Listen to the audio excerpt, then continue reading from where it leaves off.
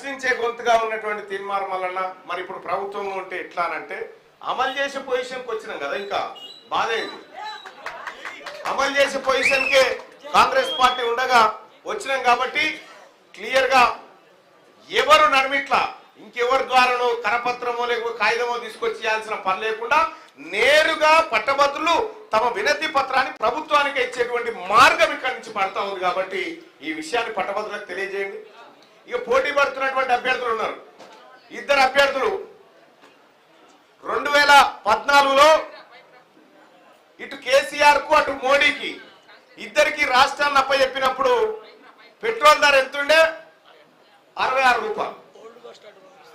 66 రూపాయలు 60 రూపాయలు పెట్రోల్ ధర ఉండే వీళ్ళకి అప్పచెప్పినప్పుడు.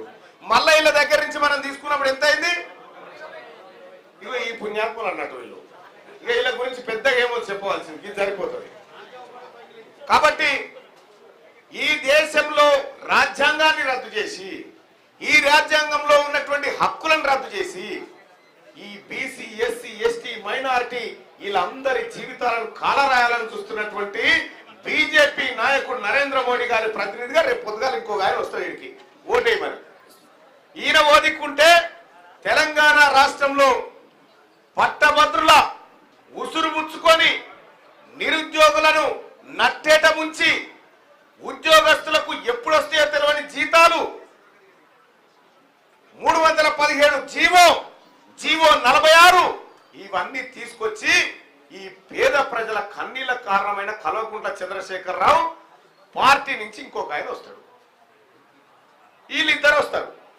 ఒకటే ఒక ప్రశ్న, ఈ ఉప ఎన్నిక ఎందుకు వచ్చింది? ఎందుకు వచ్చింది ఈ ఉప ఎన్నిక? మాకు మా పార్టీకి ఇది చేత కాదు అని నడిమిట్ల వదిలిపెట్టిపోతే వచ్చింది కదా. రేపు పొద్దుగాల వచ్చేటువంటి మనుషులు మళ్ళెట్ల శాతనయ్యి వస్తారో మీరు అడగండి. అలాగే ఎప్పటికప్పుడు ఓటర్లను చైతన్యపరచండి.